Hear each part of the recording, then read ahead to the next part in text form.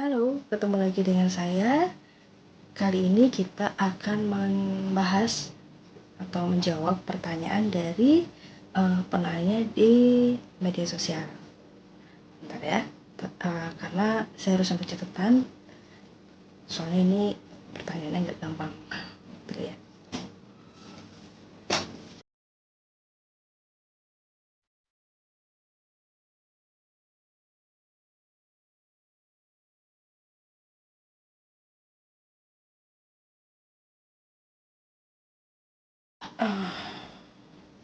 Pertanyaannya adalah apa sih beda Hindu India dengan Hindu Bali? Kalau kita ngomongin perbedaan, ya pastinya itu udah jelas beda banget karena namanya wilayahnya beda. Tunggu ya, interupsi, ada suara asisten. Kalau kita ngomongin perbedaan, pastinya perbedaannya itu banyak banget.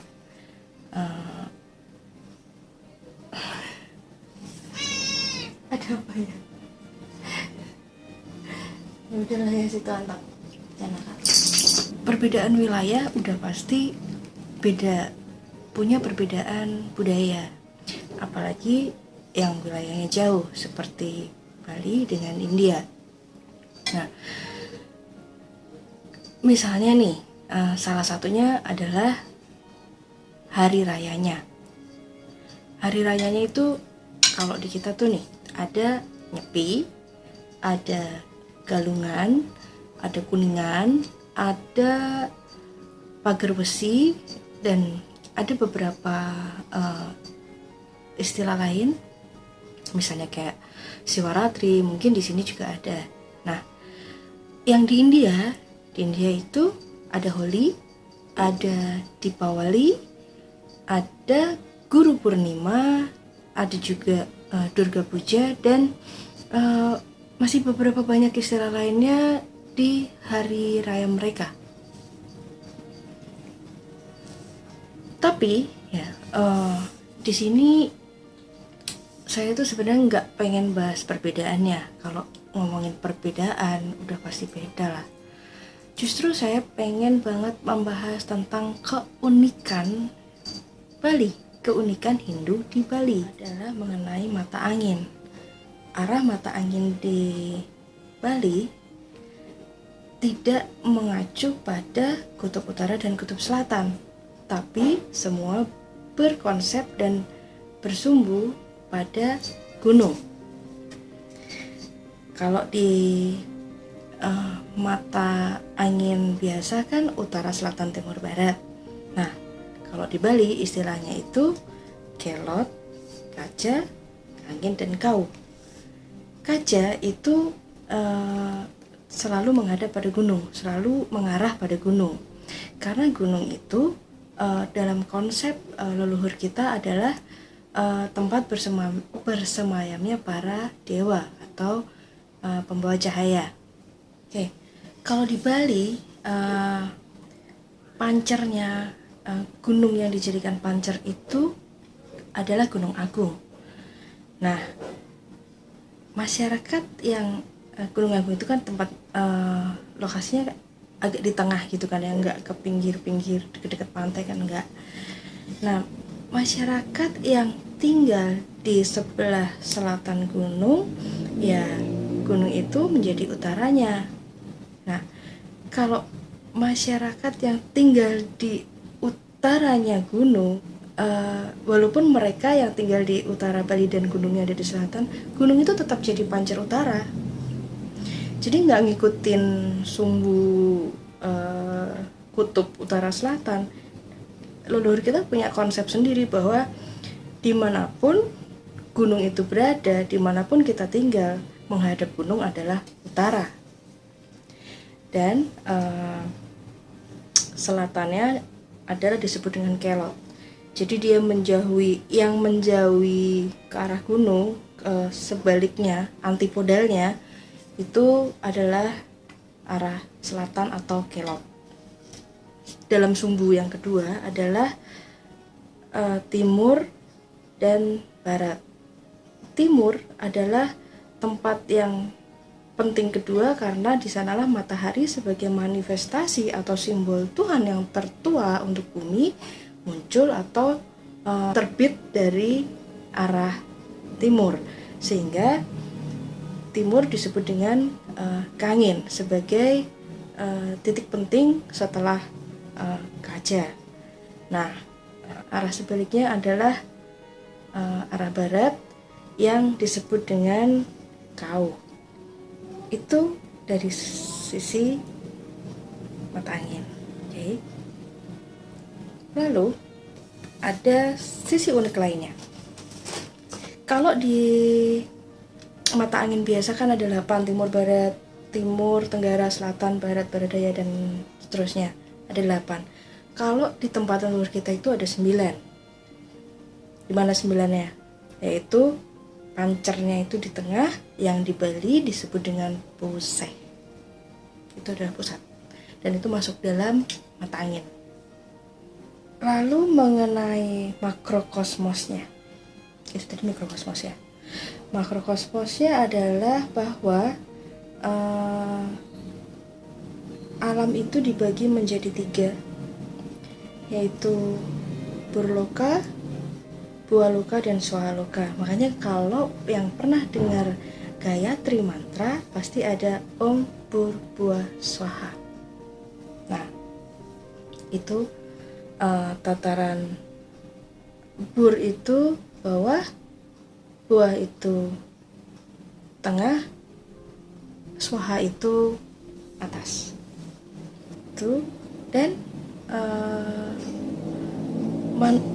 dalam mikrokosmosnya leluhur kita itu mengambil model manusia yang terdiri dari 3 bagian, yaitu atas, tengah, bawah.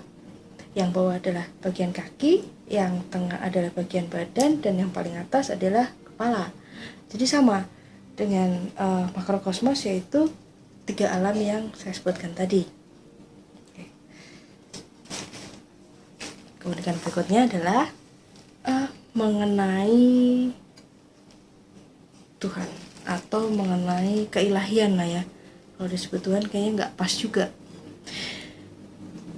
Kalau nih orang Bali, saya pernah nanya sama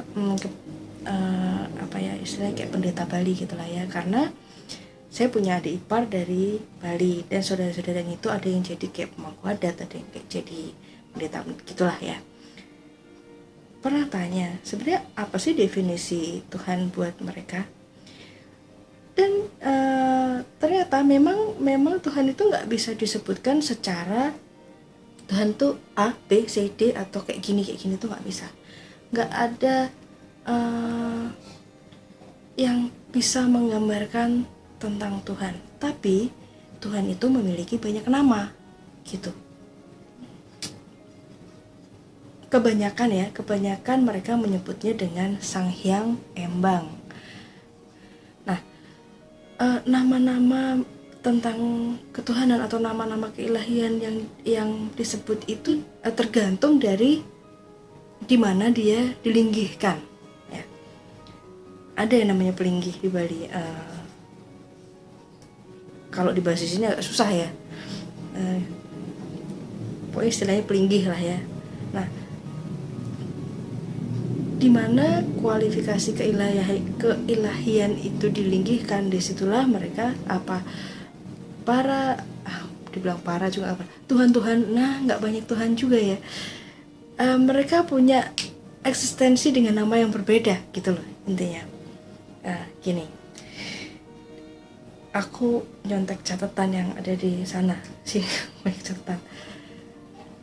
Kalau ada di pura ya, tempat ibadah orang Bali itu kan namanya pura, bukan kuil ya, pura. Kalau kuil yang di India, rasanya teman-teman saya yang berada di India pasti nyebutnya temple atau kuil. Nah, kalau di sini itu nggak bisa disebut dengan temple, disebutnya memang namanya pura.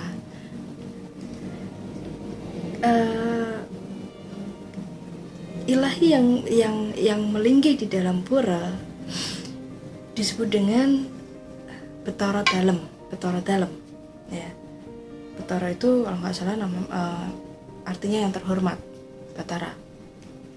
Nah, kalau Tuhan itu kan ada di mana-mana ya, ada di alam semesta, ada di pohon, ada di bakteri, ada di daun, ada di tanaman, tumbuhan, binatang yang berada di alam semesta ya, bukan di pura. Itu yang melinggih di tempat kayak seperti mereka ya, kayak tumbuhan itu tadi disebut duwe. Lidah saya mungkin nggak pas ya menyebut dengan duwe, tapi tulisannya DUWE. Masyarakat Nusantara pada zaman dulu ya, mereka memang nggak pernah kebingungan mencari Tuhan itu ada di mana, karena Tuhan itu ada di semua arah, di tempat mereka melihat.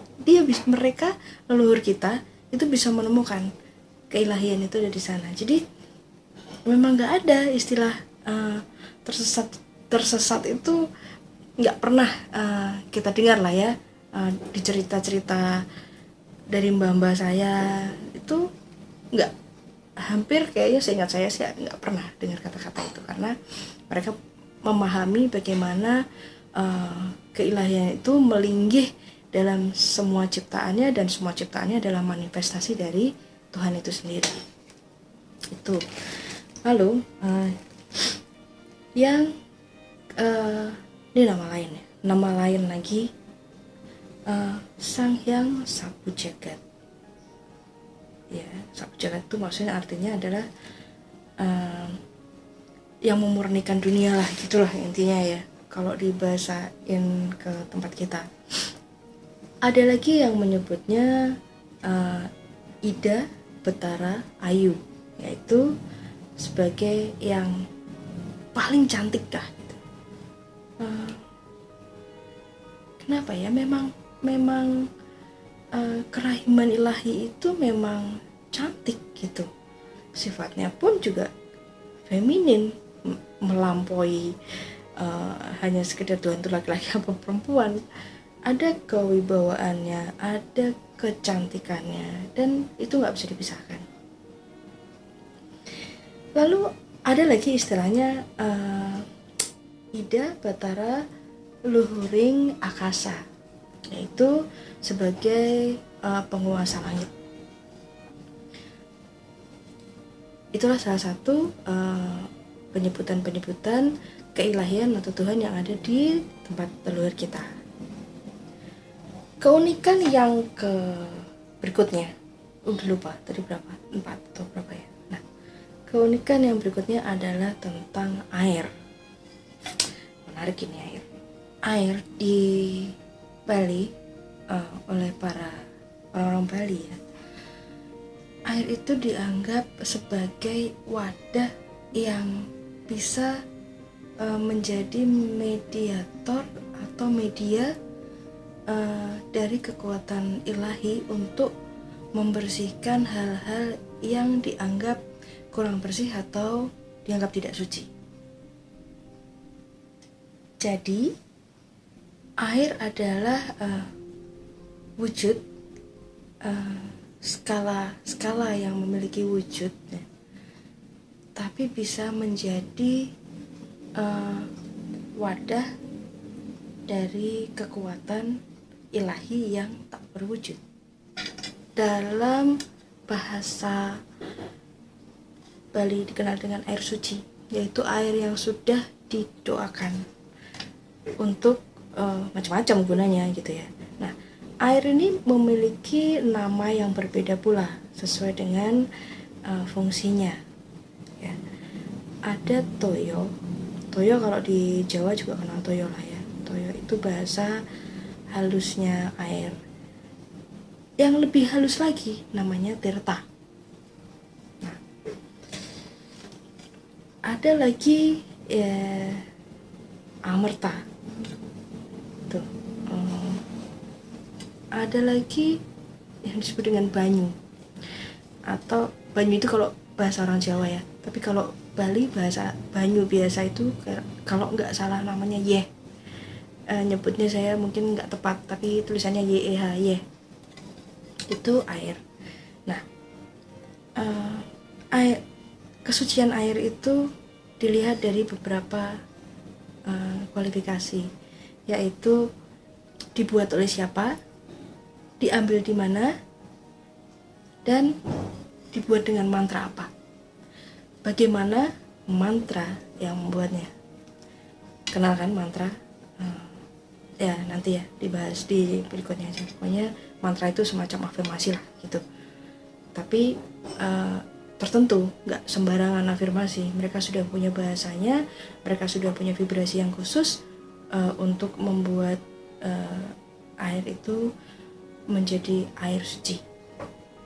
Semakin kuat mantra yang digunakan, maka energi yang tergandung di dalam air itu semakin besar. Semakin suci tempat, semakin agung tempat di mana air itu diambil, maka semakin tinggi derajat kesucian air itu dibuat. Jadinya ya, tirta itu semakin tinggi juga tingkatan orang yang membuatnya. Mungkin pendeta juga ada tingkatannya, saya kurang paham. Tapi semakin tinggi tingkatan orang yang membuatnya, air itu akan menjadi semakin dahsyat kekuatannya. Ngomongin tentang air, nggak ada yang aneh sebenarnya. Mungkin dulu orang mengatakan itu tahayul. Enggak, karena kalau kenal Masaru Emoto seorang peneliti air yang dari Jepang, dia sudah bisa membuktikan bagaimana afirmasi positif bisa merubah kristal molekul dalam air menjadi luar biasa cantik. Dan dia juga bisa membuktikan bagaimana air itu diberikan afirmasi negatif, seperti apa bentuknya, kristalnya menjadi rusak. Dan jika orang minum air itu, mendingan jangan deh, kayaknya dampaknya juga pasti nggak bagus. Air itu punya kemampuan untuk merekam. Nah, hati-hati, karena kenapa? Karena tubuh kita ini 70%-nya adalah air. Jadi kalau kita mendengar sesuatu yang nggak bagus atau afirmasi nggak bagus, dan itu masuk ke dalam bawah sadar kita, air itu merekam, dan itu akan membuat kita seperti menjadi alat untuk membantu mewujudkan apa yang tidak bagus itu. Makanya hati-hati.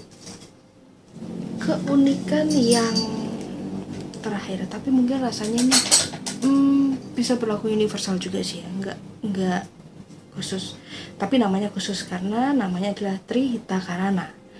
Tri itu 3, Hita itu cantik, bukan cantik tapi kebahagiaan. Trihita Karana, Karana itu penyebab. Jadi Trihita Karana ada 3 penyebab kebahagiaan. Nah, ini menarik karena ternyata di situ ada beberapa hal yang harus dilakukan sebagai manusia, sebagai bagian dari alam. Ini tidak membicarakan manusia masuk alam sempurna, ya enggak. Justru manusia itu bagian dari alam sendiri, karena bagaimana juga kita ini terbuat dari elemen air, api, tanah, udara. Jadi nggak ada yang spesial dibanding dengan alam ciptaan yang lain, kecuali bahwa kesadaran semesta manusia itu berbeda karena dia bisa berpikir. Bukan berarti makhluk lain nggak punya kecerdasan, enggak, tapi kita punya kecerdasan yang berbeda. Oke. Tiga Trihita Karana itu, yang pertama adalah parahyangan. Jadi parahyangan itu lebih menekankan hubungan manusia dengan Sang Pencipta, dan itu sifatnya private, pribadi, karena sensor manusia itu beda-beda kemampuannya, tidak bisa memaksakan dan tidak bisa dipaksakan, harus gini, harus gitu.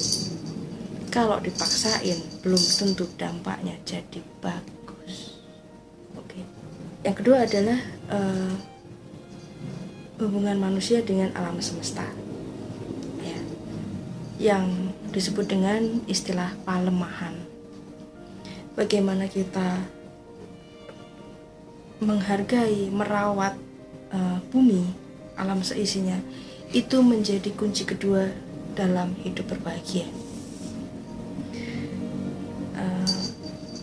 Istilahnya kayak gini, kalau kita sayang sama alam, kalau kita merawat alam, ya hasil itu nggak akan mengkhianati usaha gitu.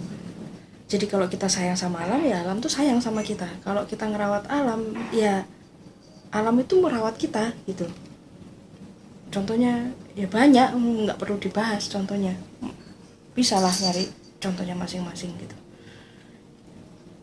Sebagaimana ketulusan hati kita sama alam semesta itu, jangan dikira alam semesta itu nggak bisa baca.